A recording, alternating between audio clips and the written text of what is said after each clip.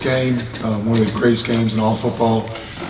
Notre Dame, a lot of respect for the way their programs run, the way their team plays. They're fast, they put a great effort, physical, really just the brand of football they play, a lot of respect for it on all sides of the ball, but especially on offense. They've been getting better throughout the entire season, and it's going to be a great challenge. All right, we'll open up for questions. Mike Griffin. Coach, is their offense similar to yours in terms of the personality and what they do? They're really balanced. I think if you said there's a similarity, there's a pro-style demeanor to it. They run the ball, they're good up front, lots of good backs, size across the board, play-action passing game, RPO flair in there, so there's similarities. Yeah, Jaylen Walker won the Butkus Award this year as a guy who took a little bit of a different developmental path than, say, Roquan Smith and Nakobe Dean. How proud are you of him to sort of see that recognition and accomplishment? What was it meant to coach Jaylen Walker here? I mean, he's an unbelievable person, and I think when you're in the coaching profession, it's about helping people achieve their dreams, whether that's at the high school level, college level, professional level, and that was something that was really important to him. I think it influenced why he came here because of seeing the results in the past and the ability to do that here and develop as a complete player, and just really happy for him and his family because that's something that means a lot to them and any linebacker.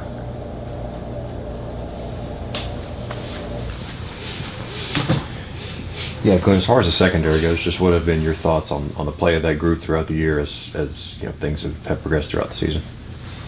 I think there's been up and downs. There's been times that we got to get the ball down more. Obviously, you're judged based on how you play the ball down the field at that position. And then, you're the erasers in terms of tackling. So when mistakes show up there, like they're more glaring than maybe if a 3 technique makes a mistake on a play or if a backer misfits something, unless it's egregious.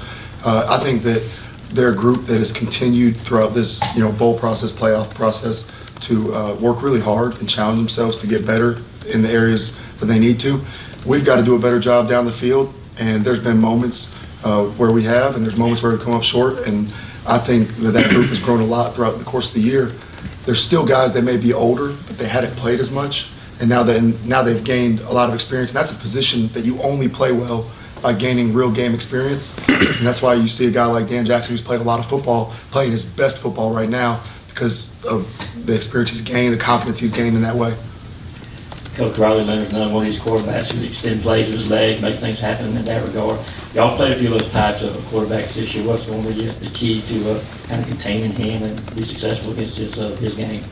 Well, I think one of the biggest things is that, Riley Leonard is a passer. Not to say that the other quarterbacks that are mobile have not been, but, he's probably passing it the most efficiently that he has. His last game was one of his best games throwing the football, being accurate. I think one of the big things that happens with a quarterback who is mobile is that when he extends plays, it places a lot of stress on the second and third level in terms of matching routes on the scrambles. Those are some of his best throws. Guys come open that way.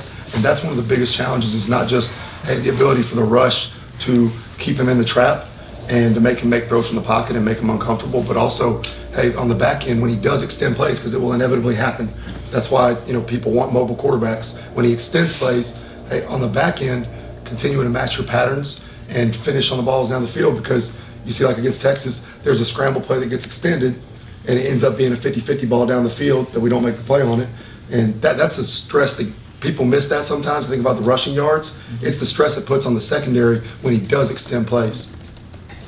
Glenn, on a 30,000-foot level on how this defense has done this year, obviously, if you look at the raw numbers, yards per play, and scoring defense, it's lower than some Georgia defenses have been recently.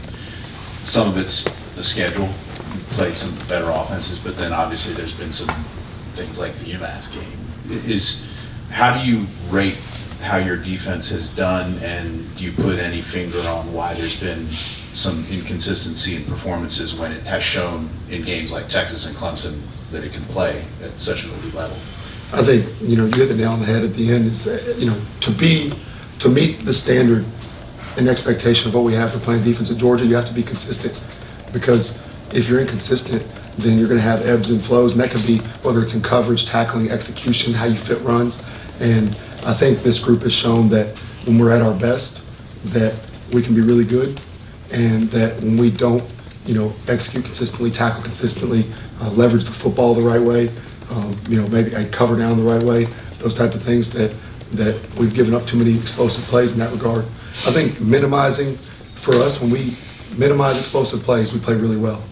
And, there's a lot of factors that go into that. And, I think that the better we tackle, the better we play the ball down the field, the better we execute, that brings that consistency. And that's what we need moving forward. And when we're consistent, we're pretty good. And when we're not, then there's been some times where yards have been gained or points have been given up. And, you can't have an approach of people saying, "Oh, my bad, I'll get them next time." That doesn't exist in football. One play changes the game. And so I think just attacking the consistency piece, there's no exact, if I had the exact answer to that, if we had the exact answer to that, then you'd solve it. It hasn't been one thing all year, and game to game it's been a little bit different. But I think when we're at our best, we're pretty good, and we just got to be consistent moving forward, tackling, coverage, all those areas. Can I ask a follow-up? Yeah. You talk about explosive plays. So much of it is like, bend but don't break. You guys were so strong in the red area against Texas. Is that kind of what you're getting at? And I think a lot of people have been used to Georgia. They think in their mind like a shutdown, force a 3 and out all the time. But is a bend but don't break, is that a more productive strategy, and especially in today's football? I mean, the goal every time you take the field is a 3 and out or a takeaway. So I wouldn't say that's a strategy, bend but don't break. That's just something that's happened. I think we've done a really good job that when we've given up an explosive, for the most part, we've managed to shut things down. When we haven't, and the drive extended, that's where the points have shown up. I credit to our guys that when we did give up plays in the last game, and a lot of games this year, we've shown up in the red zone, and we have to tighten up and make the plays that are necessary. Obviously don't want them to get down there at all. You've obviously seen Gunnar Stockton a lot in practice over the last 3 years. Just from a coordinator's perspective, what are the challenges a quarterback like he presents? Well, Gunnar, speak about the athleticism, the ability to move in the pocket, extend plays. He makes you, defend the entire field, and he makes you play honest on defense. You have to account for him on any given play, and it opens up a lot of, those plays we're talking about with Leonard, where he extends plays and is able to throw the ball down the field that way. He does that. You have to account for him in your rush when you're playing certain coverages, and that's a big part of playing quarterback nowadays, making the defense play honest. And I think that's the biggest thing about Gunnar. He's extremely competitive, and he adds a dimension to the offense that y'all saw a little bit of in the past, and we've seen a lot of, over the years. Glenn, with Gunnar making his first start, how much does that accentuate to the defense that you guys need to be on your game even more as he settles into that? It's championship football, it's playoff football. It's a one-game season. I think that we have to do, our part in every game. We don't set goals on defense based on what our offense does. We set goals on defense based on, what our standards and expectations are in terms of the points we want to allow. Our expectations in terms of rushing defense, third down defense, red zone defense. So I think it's leaning into, you got to focus on doing your job. We spoke on the consistency a second ago. If we execute and we tackle well and leverage the football, we just want to play to the standard of Georgia defense. The rest will sort itself out. We're going to switch over and take a couple questions from Zoom now. Charles Odom, Associated Press. Go ahead with your question.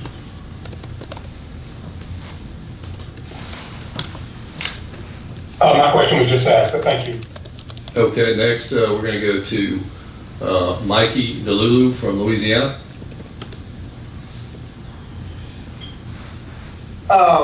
Yes, so Coach, what is sort of like the team's mindset, especially on the defensive side of the ball? You mentioned it earlier, just had some pretty high highs, and there's also been games like the UMass game, heading into a great offense like Notre Dame. What's the team's mindset heading into that game? Yeah, you got to do your job. I mean, that's at the end of the day, that's the key to playing great defense.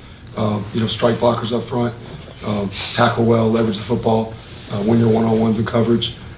Mentality-wise, that's the key to playing good defense in general. And so on our end, we want to be at our best when our best is needed. That's something we start with day one of fall camp, and we address the defense and our expectations for the year. And we talk about being at our best when our best is needed. And when you're in this, setting, your best is needed. So that's the mentality. Matt Baker of The Athletic.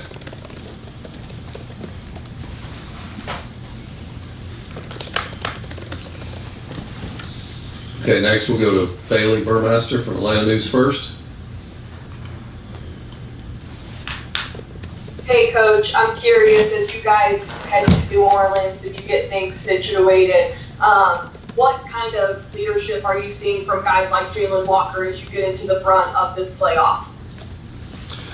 The guys that have led us all year, they've done a great job of demanding the best out of each other.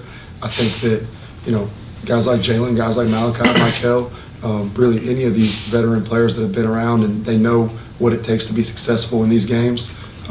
You see them, one, setting the example for the right way to prepare. And, I think that makes it easy for people to follow them. If you can see, if your best players are at their best, the rest of the guys should follow. And everybody knows what we want to do. And I think you have other guys like C.J. Allen and guys who've been captains for us, Dan Jackson, Chaz Chambliss.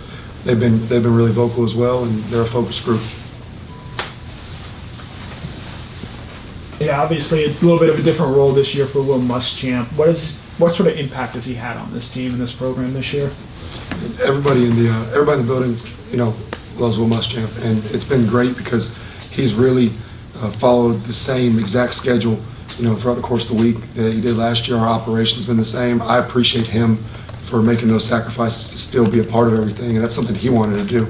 Obviously, there's things in his life and his family that he wanted to step away in some ways, but he's actively, even when he's not here, he's involved in discussions. That's, football is really important to him, and this university is really important to him. So he's been great throughout the entire year, and outside of, Will's a comedian. So outside of occasionally when he's not there, bringing light of some situations, that I would say that's the time that you don't see him the most, because Will can make anybody crack a smile in even the, most dire situations. What kind of development have you seen from KJ playing as big of a role as he has as a freshman? Yeah, that's speaking of the back end, it's a really challenging position. There's so much more beyond, covering people, leveraging the ball, understanding the defense. There's an amount of pressure that goes into that, and there's nothing that can simulate being out there in live games, lights everywhere, cameras, packed stadiums, and I just think his poise and his composure in those moments has grown as he's gained experience. He's obviously a talented, individual, and he's earned the right to be out there. But he's made some really big plays, and I think he's just a calmer demeanor, which is nobody gets to Georgia without, being a good football player, right? But the experience that takes you from nobody gets to Georgia without being a really good athlete. But I think sometimes that confidence, the experience, the game's slowing down. People like to say that. As that happens, guys take the next step, and I think throughout the course of the year, the game slowed down a bit for him, and he's made some huge plays for us. Yeah, I'll ask about your position at the inside linebackers. What have you seen from CJ and Raylan in year two? How Smile kind of handled his injury, and the freshman Chris Cole has kind of played in some moments as well. What have you seen from that group all year long? Yeah, I'm really, first and foremost, I'm pleased because they're an incredibly unselfish group. We play different rotations, different packages. They love to see each other succeed. If one of them makes a play, one of the first people to celebrate is his other teammate that's on the field with him, or the guy from his room on the sideline. So I've been really pleased with just their love for each other. You want that to happen. I think that room has a brotherhood to it. Within that, guys have taken advantage of opportunities, and they've all shown up.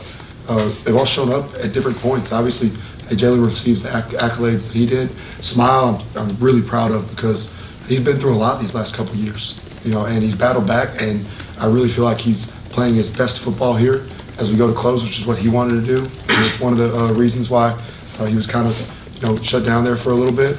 But he's great, and he's practicing as hard as ever. CJ and Raylan have done a great job in their sophomore years, really growing up in a lot of ways, and they've been really vocal. They're great signal callers. They're really serious about how they go about their business. And that stood out when they were freshmen, because they were trying to get on the field, but they haven't become complacent at all once they've been on the field. They're hungrier for more every day. They practice really hard, and guys that practice hard generally play well, and they've continued to get better. Chris took advantage of Smile being out and helping us in a lot of our third down packages, and he's got a lot of ability, just like Justin does. I think that freshman group, Chris Jones has been out, but that freshman group's really mature, and they go about their business the right way, which, like I said earlier, nobody gets here without ability, but especially at that position, maturity is so important and being a pro at a young age to being able to get on the field because of what's required of that position in terms of making the calls and checks for the defense, whether it's the front or the back end. They've taken pride in that. Hey Glenn, one more question about Coach Muschamp. I noticed he was on the field for the SEC championship game. Do you know if he'll be so again for the playoffs? And assuming he is, does he have any kind of expanded role because he's on the sideline? I'll let, in terms of Will's availability, he kind of, determines that based on what he has going on. Obviously, on the SEC championship Saturday, he didn't have any other obligations, games to be at, things like that. With Vanderbilt being off, he's going to decide, how he goes about that, and I hope he's, with us. But that's his choice in regards to that. His role, he's been really involved the whole time in all facets of this, whether it's DB play or the defense as a whole. So he continues to be involved on a day-to-day basis, and I would imagine his role will continue to be the same. Time for one more question. When you guys started the season, you had 2 healthy interior defensive linemen with any sort of experience, and I know it's been in and out. Mike Hill was hurt. You've lost, all sorts of guys up front. How healthy are you now going in? It seems like you're as healthy as you've been all season now going into this game, and how important is that for you guys to kind of have built all of that depth, but at the same time to have all of that experience at your disposal too? Yeah, it's great to have guys available, right? Availability is one of the best abilities in football, and so for coaches and players alike. And so there's strength in numbers. As you have more guys available, I think, especially the big guys, you're able to stay fresher. It's just natural. If you're 300 pounds, you're 280 pounds, the fresher you are, the better you're going to give effort, chase the ball, the better your burst is going to be getting off the ball in pass rush. And, I think it keeps everybody at their peak performance longer. And I'm really proud of those guys who had to play games where we had guys playing 50-plus snaps a game in the interior D-line that their career high had been in the 30s. And so early in the year when guys were banged up, guys rose to the occasion. And all that experience, I think, has helped us in the long run. And, if we're healthy, we should be even better. Thank you, Coach.